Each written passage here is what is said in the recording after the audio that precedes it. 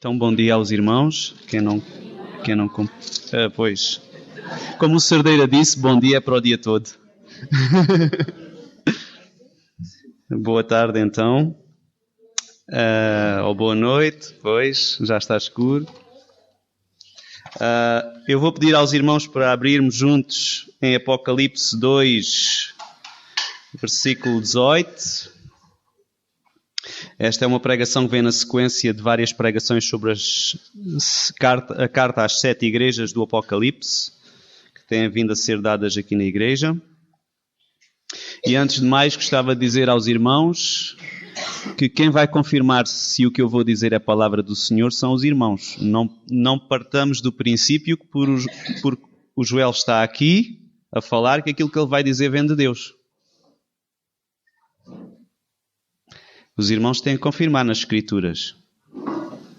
E o Espírito Santo testificará aos vossos corações se aquilo que aqui for dito vem do Senhor ou não, não é? É muito importante isto. Então, eu gostava que lêssemos do versículo 18 até ao versículo 29. E eu vou ler. E diz assim: E ao anjo da igreja de Tiatira escreve: Isto diz o Filho de Deus, que tem os olhos como chama de fogo e os pés semelhantes ao latão reluzente. Eu conheço as tuas obras, e o teu amor, e o teu serviço, e a tua fé, e a tua paciência, e que as últimas obras são mais do que as primeiras. Mas tenho contra ti o tolerares que Jezabel, mulher que se diz profetiza, ensine e engane os meus servos, para que se prostituam e comam dos sacrifícios da idolatria. E dei-lhe tempo para que se arrependesse da sua prostituição, e não se arrependeu. Eis que a porei numa cama, há outras Bíblias que dizem que eis que a porei doente, e sobre os que adulteram com ela virá grande tribulação, se não se arrependerem das suas obras. E ferirei de morte a seus filhos, e todas as igrejas saberão que eu sou aquele que sonda as mentes e os corações, e darei a cada um de vós segundo as vossas obras. Mas eu vos digo a vós e aos restantes que estão em Tiatira, a todos quantos não têm esta doutrina e não conheceram, como dizem, as profundezas de Satanás, que outra carga vos não porei, mas o que tendes, retende-o até que eu venha. E ao que vencer e guardar até ao fim as minhas obras, eu lhe darei poder sobre as nações. E com vara de ferro as regerá, e serão quebradas como vasos de oleiro, como também recebi de meu Pai. Dar-lhe-ei a estrela da manhã. Quem tem ouvidos, ouça o que o Espírito diz às igrejas. Amém, irmãos. Eu vou só orar mais uma vez. Obrigado, Senhor, pelas Escrituras, pela Tua Palavra, porque nós podemos meditar, estudar e aprender mais sobre Ti, sobre o Teu coração, sobre aquilo que Tu esperas de nós, Senhor. Peço que me uses, fales ao coração de todos nós, como já tens falado também ao meu. Fala ao coração de todos nós e mesmo a mim também, Senhor. É isso que te peço, em nome do Teu Filho Jesus Cristo. Amém. Amém. Então, irmãos, esta carta do Senhor Jesus Cristo, escrita pelo apóstolo João, à igreja de Tiatira. Só por curiosidade, para que os irmãos saibam, estas cartas foram escritas cerca de o ano 90, 95 depois de Cristo, segundo os estudiosos pensam. E Tiatira é uma cidade que ainda hoje existe. Não sei se é possível pôr já aí o slide. Embora com outro nome. Chama-se Akhisar. É na Turquia. Enquanto o Osório vai pondo o PowerPoint, esta cidade foi um grande porto comercial, um grande centro comercial. Era famosa pelo seu comércio, principalmente têxteis, e possuía, segundo os historiadores, dizem que eles possuíam grupos comerciais. quem quisesse vender nesta cidade tinha que, de alguma forma, pertencer a um daqueles grupos. E para pertencer àqueles grupos, às vezes era necessário entrar em certas cerimónias e certas atividades pagãs. Está difícil? Ok. Podes pôr o slide seguinte? Só para curiosidade, só para os irmãos saberem, eu não sou bom em geografia, mas fui ao Google Maps e fica aqui a cidade de Tiatira. Quem não conhece muito geografia, está aqui a bota da Itália, portanto, fica ali. É este o lugar. Às vezes é interessante sabermos onde ficam os lugares, porque às vezes parece que criamos, eu falo para mim, uma mentalidade que as histórias da Bíblia são histórias e que nunca aconteceram. Não, são reais. São reais. Aquela cidade existiu e ainda hoje existe. Mudou de nome, mas é naquele lugar que fica. E então, Jesus Cristo, se nós formos ler aqui o versículo 18, ao anjo da igreja de Tiatira escreve: isto diz o Filho de Deus, que tem os olhos como chama de fogo e os pés semelhantes ao latão reluzente. Então Jesus apresenta-se aqui como o Filho de Deus, que Ele é. E por acaso é interessante, eu não encontrei na Bíblia outro lugar onde Jesus se diga: eu sou o Filho de Deus, assim desta forma. Muitos disseram: tu és o Filho de Deus. Mas parece, não vou dizer 100% certo, que Ele dizer eu sou o Filho de Deus, assim textualmente desta forma, é aqui no Apocalipse que Ele diz. Olhos como chama de fogo. Estes olhos como chama de fogo pode significar um discernimento profundo. A capacidade de conhecer profundamente as coisas. De passar através daquilo que não se vê e chegar lá onde ninguém chega. Jesus Cristo, discernimento penetrante.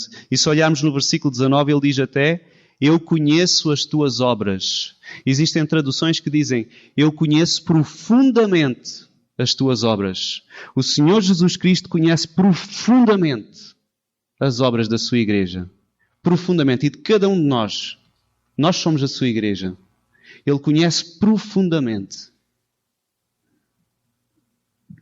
Será que nós temos consciência disso? Que Ele conhece profundamente aquilo que vai cá dentro? As intenções até por detrás das nossas obras? Outra coisa que Ele diz, que tem os pés semelhantes ao latão reluzente. E na Bíblia, latão normalmente tem uma significação associada ao juízo, julgamento. Julgamento. E, irmãos, é verdade, Cristo estava-se a apresentar desta forma e Ele estava prestes a trazer julgamento sobre esta igreja. E nós já vamos ver mais para a frente. E continuando, versículo 19, como já li: eu conheço as tuas obras e o teu amor e o teu serviço e a tua fé e a tua paciência ou a tua persistência e que as tuas últimas obras são mais ou melhores do que as primeiras. Eu conheço esta igreja, era pródiga em boas obras. E é interessante que Jesus Cristo, nas cartas que escreve, começa sempre com um elogio, dizendo aquilo que lhe agradava naquela igreja. É interessante. Já muitas pessoas estudaram o caráter de Jesus Cristo, inclusive alguns homens se converteram ao estudar o caráter de Jesus. Um deles foi Augusto Cury. E uma faceta muito positiva no caráter é nós dar mais prioridade a elogiar do que a criticar. E às vezes temos mais tendência, eu falo por mim, 99 coisas estão boas e uma está má e nós olhamos logo para a que está mal, não é? Entramos dentro de casa, aquilo está fora de sítio. Então, isto é uma característica de Cristo, caráter perfeito. Ele dirige-se à igreja e primeiro ressalta as coisas boas. Amor, serviço, fé, paciência. E as últimas obras mais do que as primeiras. Que bom! Que bom! Sabem, irmãos, as boas obras estão na origem daquilo que o cristão deve viver. Em Efésios 2:10, e eu não vou abrir estas passagens, os irmãos que quiserem tomar nota podem tomar para depois ver em casa. Em Efésios 2:10 diz assim: porque somos feitura sua, criados em Cristo Jesus para as boas obras, as quais Deus preparou para que andássemos nelas. E é interessante, irmãos, porque ele diz aqui no versículo 19, eu conheço as tuas obras, mas se formos ao versículo 26, diz, ao que vencer e guardar até ao fim as minhas obras. Interessante, irmãos, porque as nossas boas obras são as boas obras do Senhor, que Ele preparou de antemão para que nós nelas andássemos. É algo que agrada ao Senhor, as boas obras. Em Mateus 5,16 diz assim, assim resplandeça a vossa luz diante dos homens, para que vejam as vossas boas obras e glorifiquem a vosso Pai que está nos céus. Propósito de Deus. Hebreus 13, 15 e 16 diz assim, portanto, ofereçamos sempre por Ele, a Deus, sacrifício de louvor. Isto é o fruto dos lábios que confessam o seu nome. E não vos esqueçais da beneficência e comunicação, porque com tais sacrifícios Deus se agrada. Deus agrada-se da beneficência, irmãos. As boas obras agradam tanto a Deus, irmãos, que há uma história que me fascina, que é a história de Cornélio.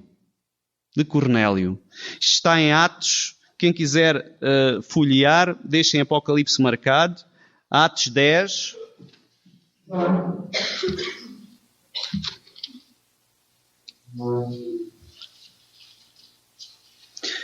Versículo 1 até 4.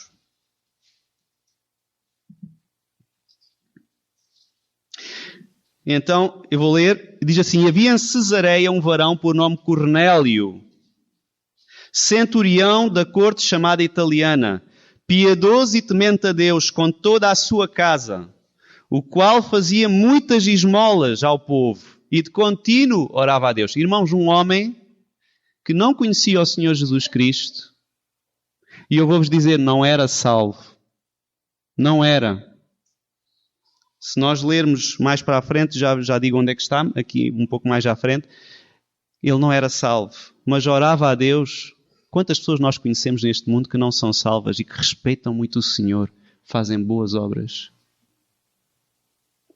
Versículo 3.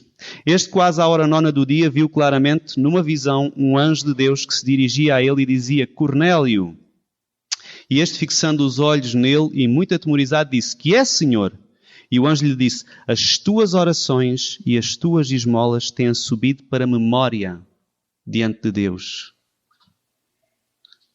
E porquê é que eu digo que este senhor não era salvo? Atos 11, 14.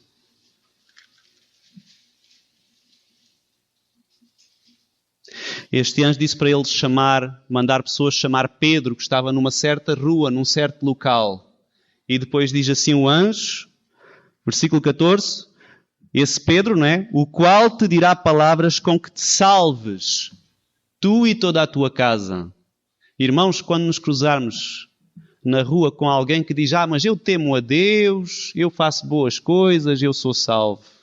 Irmãos, Cornélio era um homem que jejuava, orava, fazia boas obras e ele não era salvo. É uma excelente passagem para apresentar a pessoas que pensam que são salvas por serem bons. Sabem o que é que salvou Cornélio? Foi o crer no Senhor Jesus Cristo. Leiam o capítulo todo, leiam do capítulo 10 e o 11. As palavras com que ele sabia de salvar. Cristo. Sem ser por intermédio de Cristo, ninguém pode ser salvo. Amém, irmãos? Mas é interessante, eu estava a falar nisto porque este homem fazia tão boas obras e orava que isto chegou ao Senhor e o Senhor mandou um anjo revelar-se a ele e encaminhá-lo para quem podia pregar o Evangelho. Isto só para mostrar, irmãos, o ponto que eu quero aqui saltar É como o nosso Deus se agrada das boas obras, da beneficência, de fazer bem ao nosso próximo, de fazer coisas boas aos outros. Isto agrada a Deus, irmãos. Como estão as nossas boas obras? Como é que estão as minhas boas obras, irmãos? Será que eu agrado a Deus?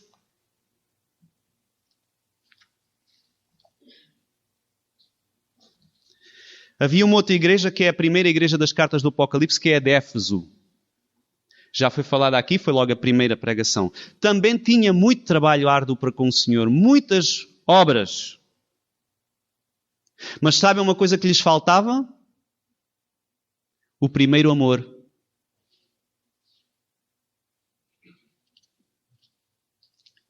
Até podemos, eu vou ler só, na carta que o Senhor fala à igreja de Éfeso, não precisam de abrir, em Apocalipse 2:2, diz assim: conheço as tuas obras e o teu trabalho, que era um trabalho duro, e a tua paciência, e que não podes sofrer os maus, e puseste à prova os que direm ser apóstolos e não são, e tu os achaste mentirosos, e sofreste, e tens paciência, e trabalhaste pelo meu nome e não te cansaste.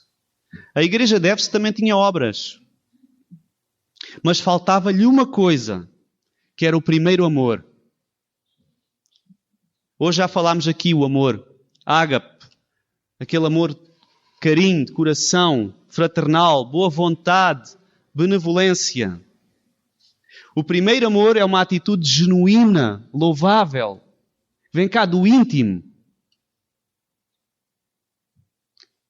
Normalmente quando começamos a namorar, jovens e os que têm mais idade devem se lembrar, temos aquele carinho especial, aquele amor, aquela afeição, aquele, não sei explicar, e que mais tarde depois parece que vai esmorecendo. E quem diz isto diz outras coisas, certas amizades no início e depois parece que vai esmorecendo. E em relação a Deus, às vezes isto acontece também. Irmãos, o primeiro mandamento, qual é? Eu vou ler, está em Mateus 22, 37 a 39, diz: E Jesus disse-lhe: amarás o Senhor teu Deus, vejam só, de todo o teu coração, de toda a tua alma e com todo o teu pensamento. E o segundo mandamento semelhante a este é: amarás o teu próximo como a ti mesmo. Primeiro amor, nutrir este sentimento, esta paixão, este amor por Deus e pelo próximo. E eu estou só fazendo esta comparação entre Éfeso e Tiatira.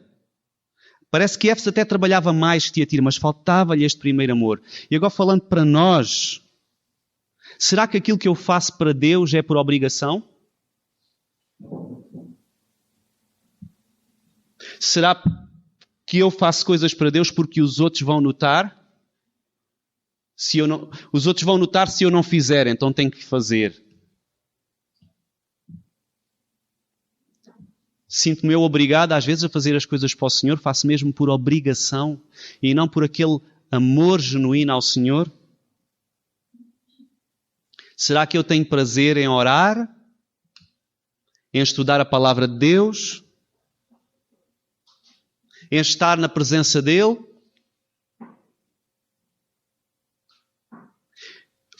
Vou falar de mim. Porque será que eu estou aqui a pregar? Porque me puseram no programa e hoje era a minha vez e que remédio não me podia safar disso? Tive que preparar a pregação. E se não pregar aqui, depois os irmãos vão notar, o Joel não está ali. E tenho que dar uma boa pregação, senão depois os irmãos... o Joel deu uma seca a gente todos.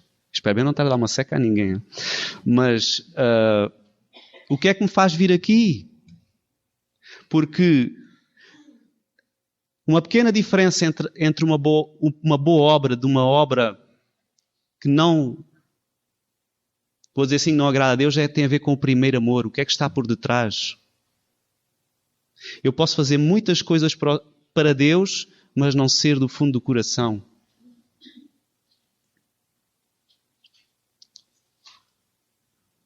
Se a tua esposa ou o teu esposo conseguisse ler todo o teu coração, tudo o que tu pensas e sentes, e tu chegasses ao pé dele e trouxesses um ramo de flores, no entanto trazias aquele ramo de flores apenas porque viste que o outro além tinha dado um ramo de flores à mulher dele e então, pronto, tenho que fazer isto também, fica mal eu não dar.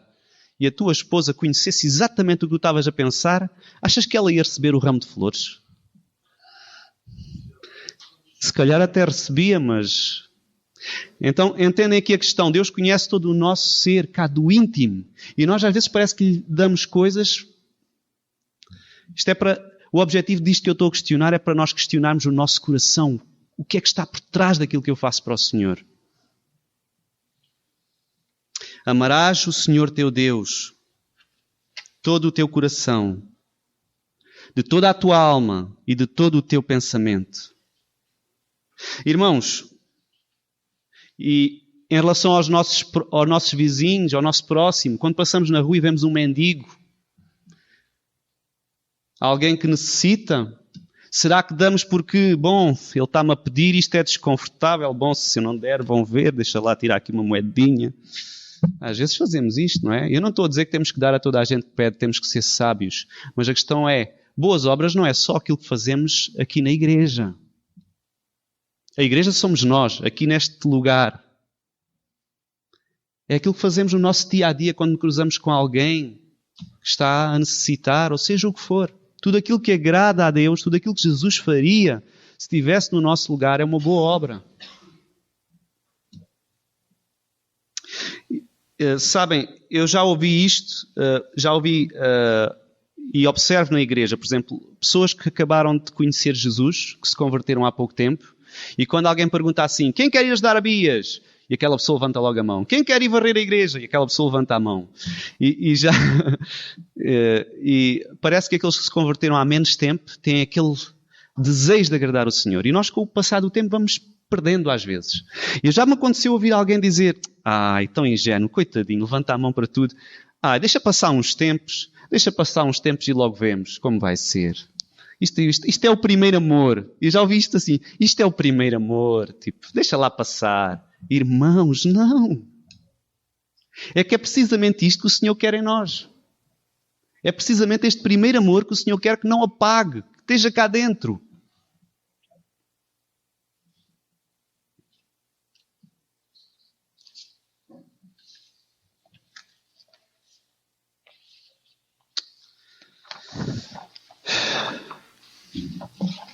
Já troquei as folhas aqui e tudo. Mas não faz mal. Será que nós nutrimos mesmo este primeiro amor por Deus pelo próximo, irmãos?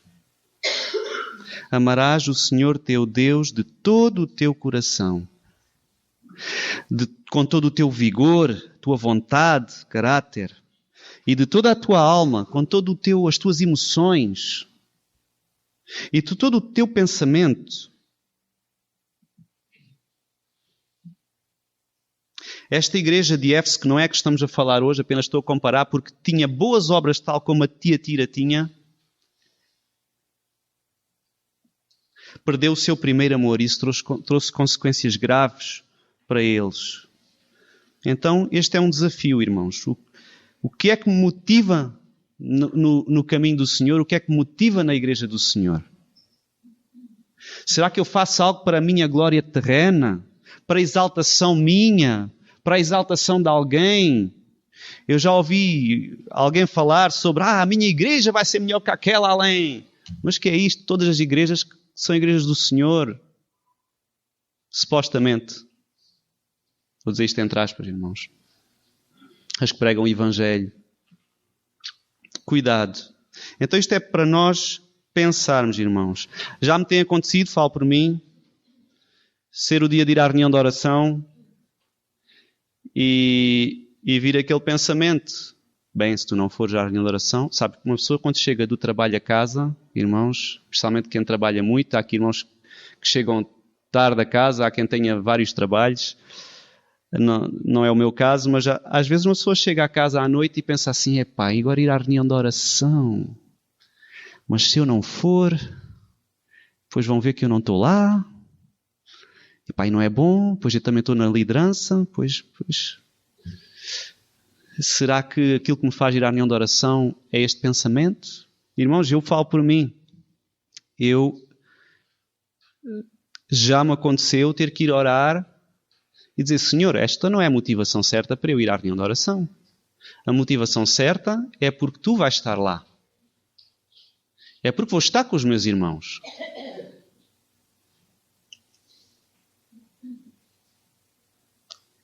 Espero estar a ser claro naquilo que estou a dizer, irmãos.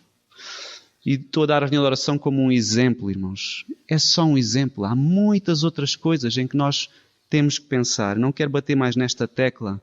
Esta igreja de Tiatira, que é que estamos a falar, tinha uma coisa boa. Eles tinham o primeiro amor. Eu acredito que se eles não tivessem o primeiro amor, o Senhor Jesus dir-lhes-ia isso, porque disse a Efésios e trouxe juízo forte sobre essa igreja nesse sentido. E a Tiatira Deus não diz. As tuas últimas obras são mais que as primeiras. Então este é o meu desejo, irmãos, que as nossas obras, as últimas, quem tem 20 anos de crente, 30 anos de crente, seja o que for, irmãos, que as nossas últimas obras, as de hoje, deste último ano 2016, agora estamos no início de 2017, que as nossas últimas sejam melhores que as primeiras, sejam maiores, sejam mais. Este é aquilo que eu falo para mim também, irmãos. Eu uma vez ouvi uma pregação, um pregador que eu gosto muito de ver na internet, e ele diz que ele e a esposa tinham um propósito de cada ano doarem mais para a obra do Senhor. E nem me estou referindo, não sei em que contexto ele estava a falar, se era para a igreja, se era dar a pessoas que precisavam, não sei, isso também não interessa, irmãos. O que interessa é, eles tinham um propósito de cada vez doarem mais, cada ano da sua vida doarem mais para a obra do Senhor. E isto fez-me pensar, as últimas obras maiores que as primeiras. Quem fala de dinheiro fala de tempo dado para o Senhor, fala de seja o que for, irmãos, cada um de nós sabe de si. O reino do Senhor não é dinheiro, não é para darmos dinheiro só, não é esse o sentido do que eu quero aqui falar, mas é para nós pensarmos. E este casal, sendo pastor, que tinha um salário dado pela igreja, se calhar eram aqueles que iam pensar assim, nós não temos que dar, porque a igreja é que nos paga. Não! Então, irmãos, que fazer quando não sinto vontade de fazer? Eu já ouvi pessoas dizerem assim, é melhor não fazer do que fazer assim com este sentimento, ou sem vontade. Já que não sinto coisa, não vou àquela reunião, ou não vou ali, ou não faço. É melhor não fazer. Não, irmãos, não. Não. Porque o que o Senhor quer é que nós façamos com o primeiro amor. Isto é um engano que vem do diabo. Esta coisa de que é melhor não fazer, não entrem nisso, não entremos nisso, irmãos. Se eu sei que tenho que fazer e não tenho vontade, oração. É interessante, há um versículo em Romanos 12, 2, irmãos, que diz que nós devemos transformar o nosso entendimento. E é uma responsabilidade nossa transformar a nossa forma de pensar. E é muito interessante como, quando não tenho vontade de fazer algo para o Senhor, parar um pouco e pensar no que Ele fez por mim, pensar no quanto Ele me ama, pensar no quanto Ele merece. Irmãos, basta tirar uns minutos para pensar nisso, que o nosso coração, a nossa atitude começa logo a mudar. Não, eu tenho que ir, o Senhor vai estar lá. O Senhor vai ver e Ele vai ficar triste.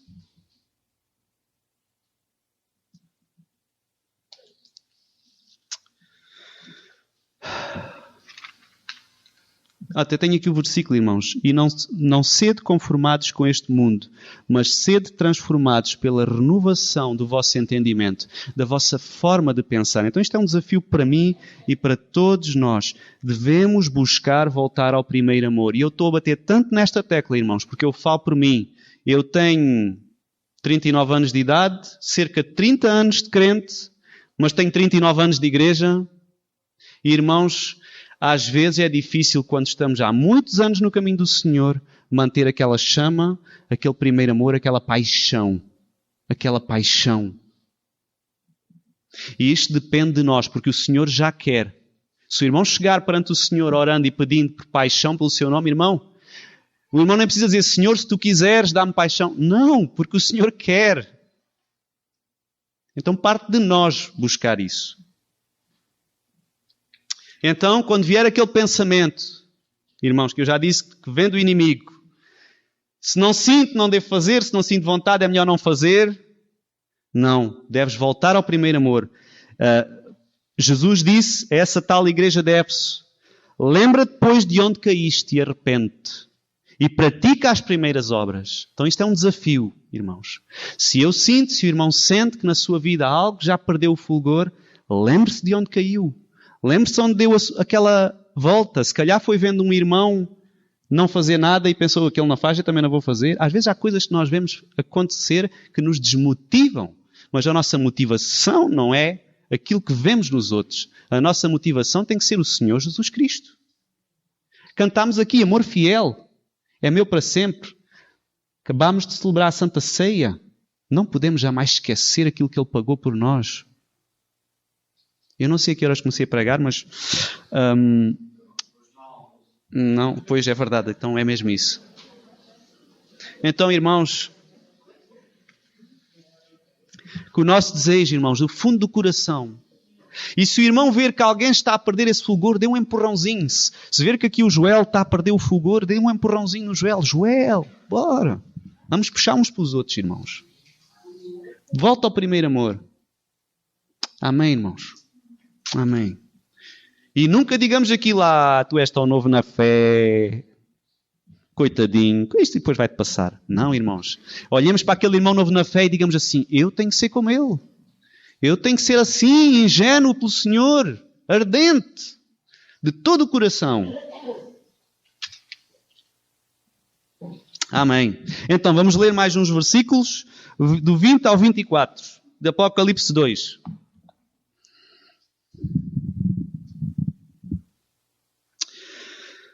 Mas tenho contra ti... Agora vem a parte negativa, porque esta igreja de Tiatira era boa, não nos esqueçamos, na parte do amor, das boas obras. Mas tem contra ti o tolerares que Jezabel, mulher que se diz profetiza, ensine e engane os meus servos, para que se prostituam e comam dos sacrifícios da idolatria.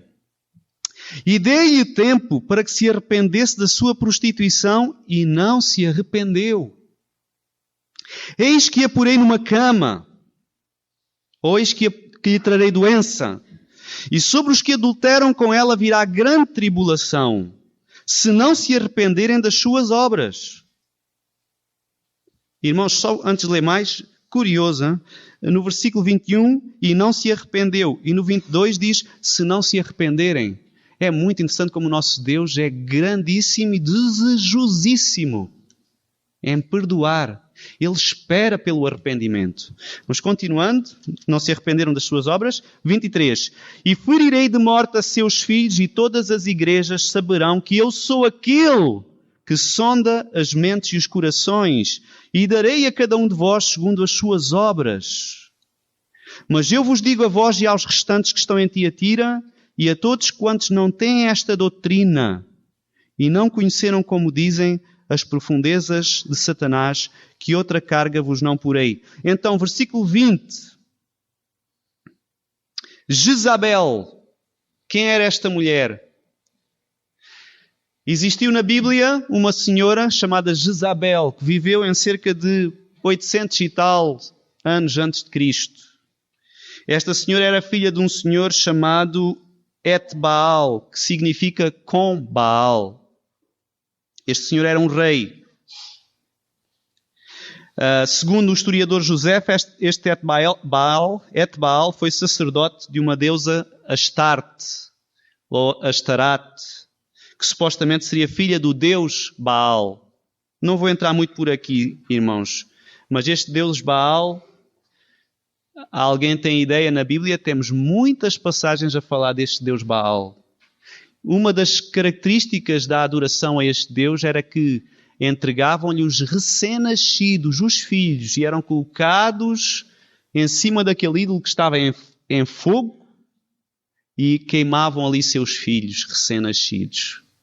E muitas práticas sexuais ilícitas eram feitas na adoração a este Deus.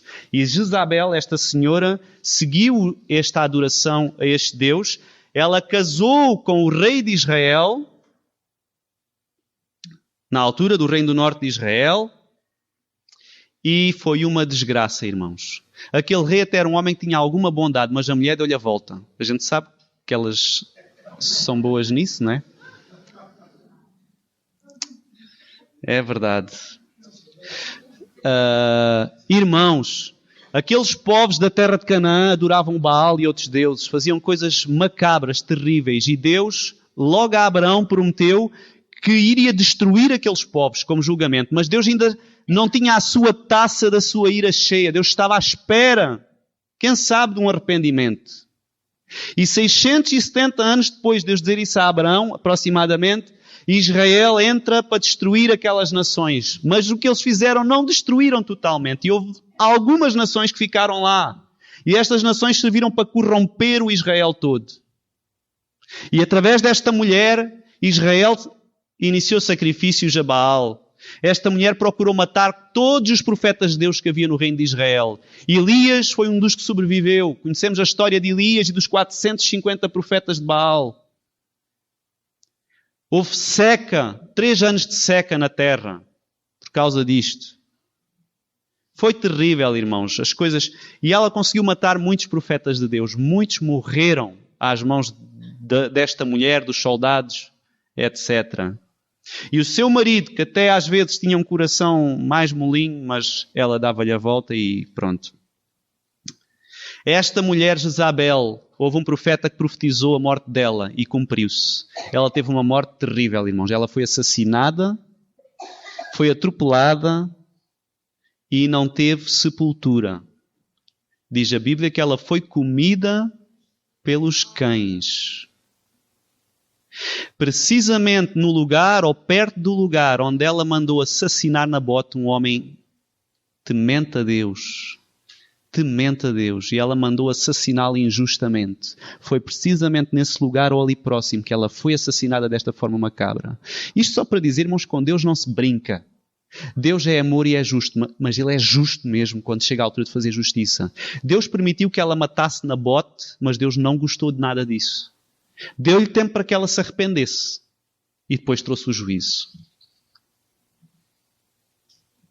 E quem era esta Jezabel em Tiatira? Porque já tinha morrido esta mulher, não é? Provavelmente poderia ser alguma senhora que vivesse naquela igreja, não sabemos, ou um conjunto de pessoas, mas uma coisa era certa, era uma doutrina que estava ali. Seja uma senhora, seja um conjunto de pessoas, seja quem fosse, era uma doutrina que estava naquela igreja. Esta mulher na igreja, ou este conjunto de pessoas, ou seja lá o que fosse, intitulava-se profetisa. Profetisa é uma pessoa que tem uma palavra ou alguma revelação da parte de Deus para o povo. Temos na Bíblia esta mesma palavra de profetisa em Lucas 2, 36 a 38, quando a Ana, filha de Betuel, profetizou sobre o Senhor Jesus Cristo no templo. Quem ele seria? É a mesma palavra exatamente. Só encontrei 2 vezes na Bíblia esta palavra exatamente naquele tempo. Foi nesta com Ana. Então esta Jezabel, ou seja lá quem fosse, intitulava-se profetisa. Mas ela profetizava falsamente. Ela não falava da parte de Deus. E ela induzia os servos do Senhor a vários pecados. Tanto que diz aqui, versículo 20. Tem contra ti o tolerares que Jezabel, mulher que se diz profetiza, ensine. O problema é que eles deixavam que esta mulher ensinasse. E enganava os servos do Senhor. E o que é que fazia? Uma das coisas? Que se prostituam. Que se prostituam, irmãos. E uma coisa que eu estava aqui a falar, imoralidade sexual. Deus abomina toda a imoralidade sexual. E nunca é demais falar isto, irmãos. Deus abomina a prática de todos os comportamentos sexualmente desviantes do propósito original de Deus. Homossexualismo, Deus abomina. Lesbianismo, zoofilia, etc, etc. Quem não sabe o que é isto, nem vá pesquisar, irmãos. Deus abomina. O Antigo Testamento está cheio de menções a estes pecados. E por estas razões Deus destruiu muitas nações. Irmãos, quem quiser procurar uma passagem para justificar isto, Romanos 1:27. E há outras, depois posso dar aqui. Outra coisa que Deus abomina na questão dos pecados sexuais. Isto era tudo coisas que faziam sem adoração àqueles deuses, irmãos. Deus abomina a pornografia. E é engraçado, irmãos, que quando aqui diz esta mulher que se diz profetiza, ensinar e enganar os meus servos para que forniquem ou cometam fornicação, no original esta palavra é porneia.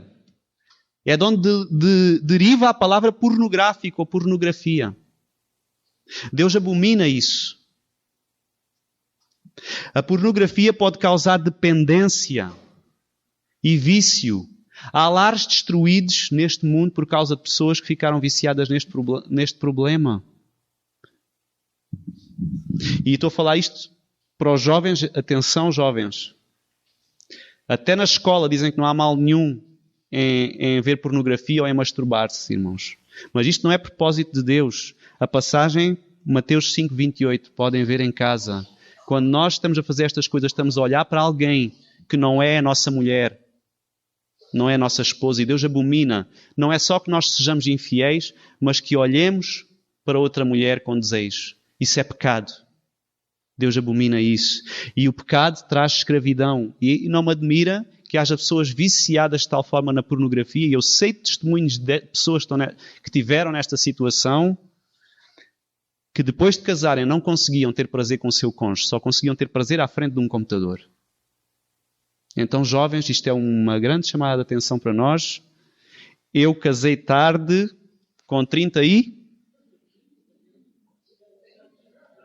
Não sei com... Foi há 2 anos. 37. 36 ou 37? Irmãos, eu casei tarde, estive solteiro até àquela idade. Por isso eu sei do que estou a falar e sei daquilo que me foi oferecido e das lutas que tive, irmãos. E por isso estou a dizer, é sério, irmãos. Isto é sério. É sério. Deus abomina estas coisas. Jovens, fujam disto. Nos Estados Unidos existe neste momento centros de recuperação para pessoas viciadas em masturbação e em pornografia. Vejam a gravidade que isto é. Não aparece nas nossas televisões, mas é real. Outra coisa que Deus abomina, a prática do sexo fora do casamento. Todos nós sabemos disto. Hebreus 13:4. Mesmo que o homem e a mulher se amem muito, muito, muito, muito, se não forem casados, Deus abomina isso. Casem. E acontece, irmãos, já tem acontecido alguém dentro da igreja dizer assim: mas vocês gostam assim tanto um do outro e não têm condições de se casar, juntem-se e depois logo se casam. Sabem quem é o espírito por trás desta afirmação, irmãos? É o espírito de Jezabel. Não devemos parar o amor. Não devemos parar o amor no sentido de amar o próximo. Mas nesta questão, trava, põe um travão. Ou então casa. Há quem diga, Deus é amor, não é? E Deus também perdoa. Então, vão e depois pedem perdão.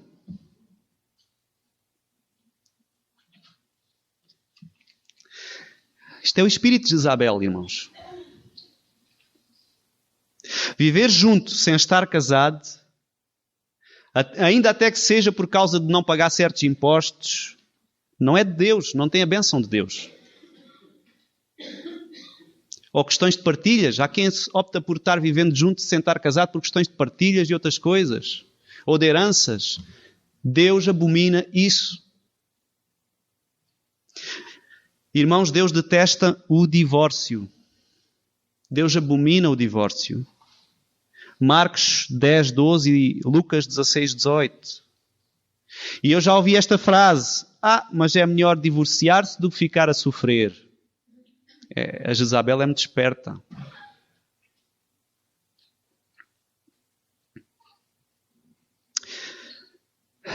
Deus é o Deus do impossível, irmãos. Eu conheço pessoas, até tenho um casal de amigo que tiveram muitos problemas nos primeiros anos de casados. Muitos problemas. Mas graças a Deus buscando o Senhor, e hoje têm mais de 10 anos de casados, não é muito, há aqui pessoas com 20 e 30, não é? Mas é uma bênção o casamento deles. Irmãos, não desistamos de buscar a vontade do Senhor. A Bíblia permite que nos separemos, que nos afastemos, sem divorciar, ou seja, ninguém pode voltar a casar. A Bíblia permite isso, o apóstolo Paulo, como permissão, não é um mandamento, é permite. Mas divórcio entre cristãos não deve acontecer. A única exceção que Cristo deu foi o adultério. E é óbvio que o Senhor não quer que ninguém vá adulterar para se divorciar, porque estamos a pôr o Senhor à prova. E aí, irmãos, o Senhor, quando traz juízo, é duro. Eu não tenho muito tempo, por isso não vou debruçar muito sobre isto, mas eu queria deixar bem claro isto, porque às vezes, irmãos, dentro da igreja, vivemos desta forma. Não. Vivemos ocultamente, às vezes. Os outros não sabem, ninguém sabe, mas aquele casal vive dessa forma. Então, por isso é que eu estou a dizer isso. Não. Gálatas 6:7 diz, não erreis. Deus não se deixa escarnecer, Deus não se deixa gozar, porque tudo o que o homem semear, isso também se fará, irmãos. Se tens problemas no teu casamento, dobra o teu joelho. Dobra o teu joelho. Deus tem uma resposta a dar sobre o assunto. Se nós dobramos o nosso joelho por outras razões, porque é que não dobramos para salvar o nosso casamento, irmãos? Vamos à luta. Irmãos, eu creio, isto é uma opinião minha, não estou a falar como se fosse Deus, mas eu creio que se dentro de um casamento que tem problemas, um dos dois for uma pessoa espiritual, esse casamento está salvo. Porque aquele vai sofrer o dano. É bíblico, às vezes sofremos o dano. Quem foi ao Edifor, não pares o amor, não é? E o amor dói, às vezes. Jesus sofreu por nós e fomos nós que estávamos lá a pregar aqueles pregos na cruz. Mas ele tinha um propósito bem claro e sofreu por nós. Então vamos lutar por isso. Se algum dia, irmãos, alguém pode aqui estar a dizer, tu estás a dizer isso porque só tens 2 anos de casado. Irmão, se algum dia o irmão ver eu a desistir do meu casamento, venha e puxe-me as orelhas e diga, Joel, não. E pegue nestas mesmas passagens e enfie-mas para a boca adentro, irmãos. Isto que eu estou a dizer não é porque eu seja mais que ninguém.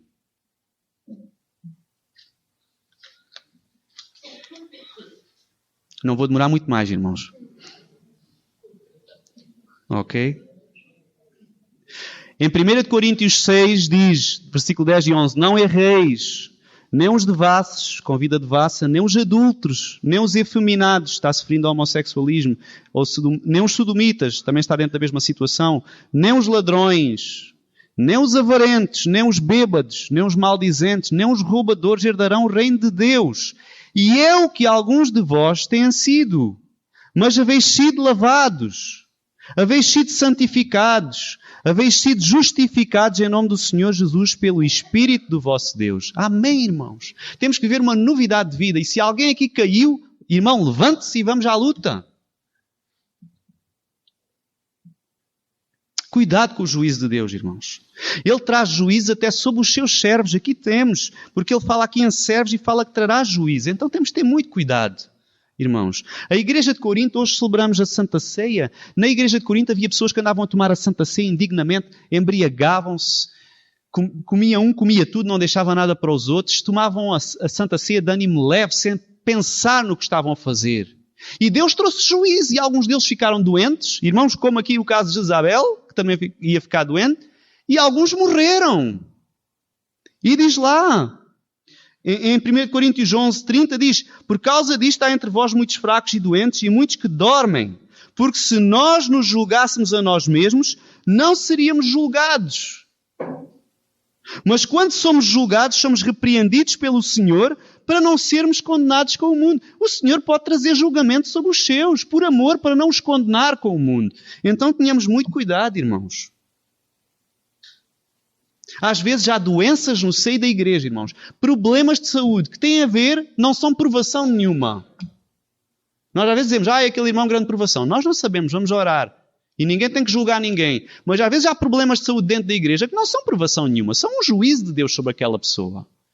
Irmão, se o irmão sente, ou a irmã sente que há coisas na sua vida que têm que ser postas em ordem, peça perdão ao Senhor. Em Tiago diz, confessai os vossos pecados uns aos outros para que sareis. Arranja 1 ou 2 irmãos de fé, que sejam homens ou mulheres de Deus, confesse os seus pecados àquele irmão. Orem juntos. A Bíblia diz, confessai uns aos outros. É bíblico. Não é ao padre que a gente tem que confessar, mas entre os irmãos temos que confessar. Está na Bíblia. Tiago 5,15. Mais uma coisa, irmãos.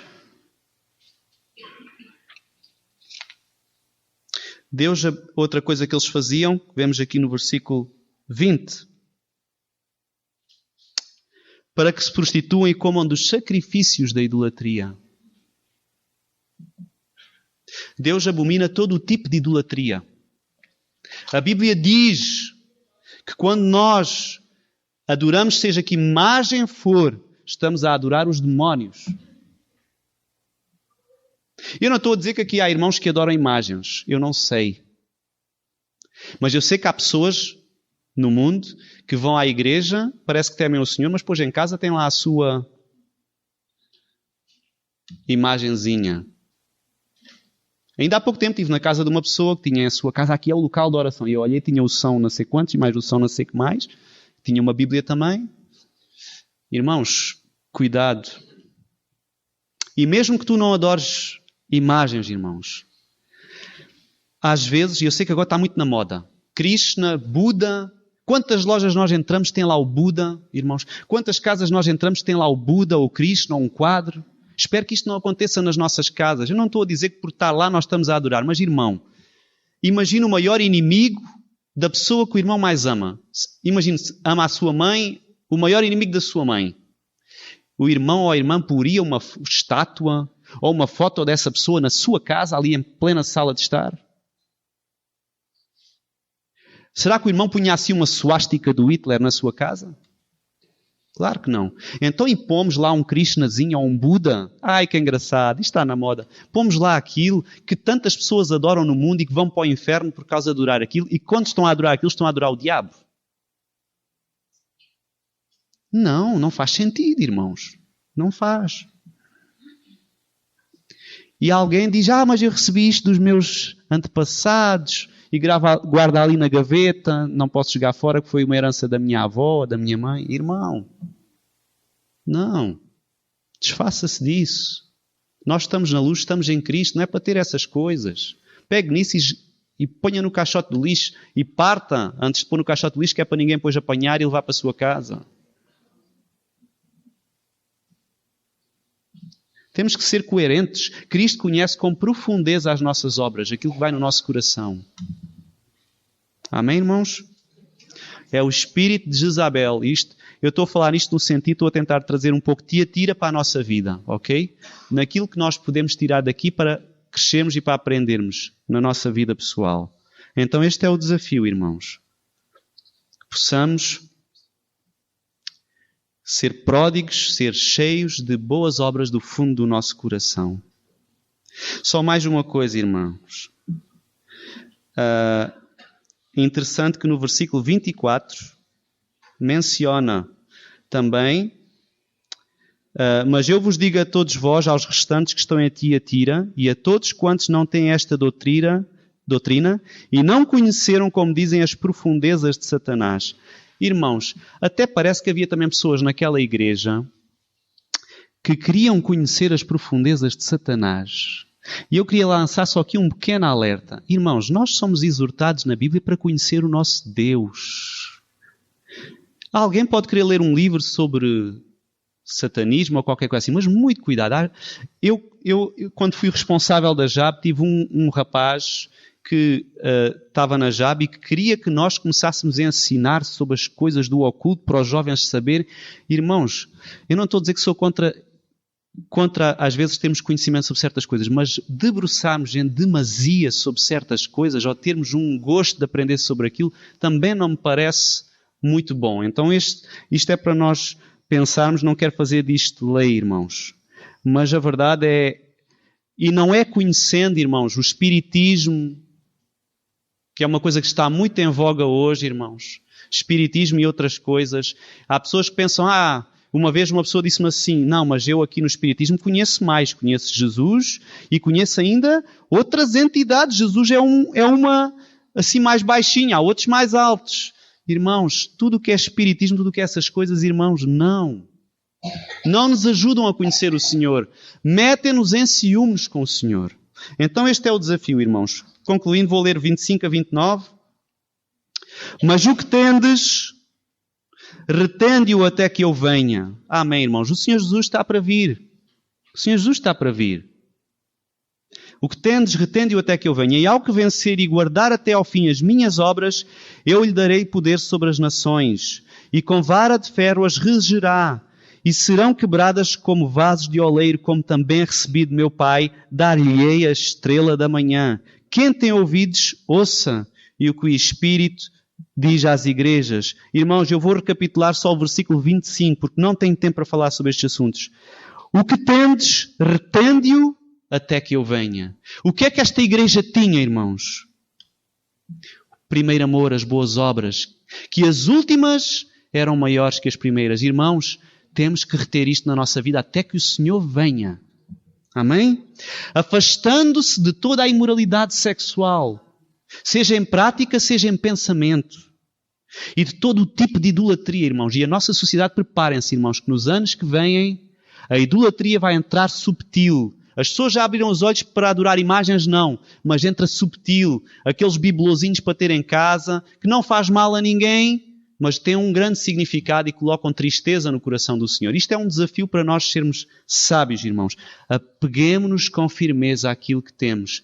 Boas obras, fé, pureza, castidade para com o Senhor. Amém, irmãos? Isto é um desafio.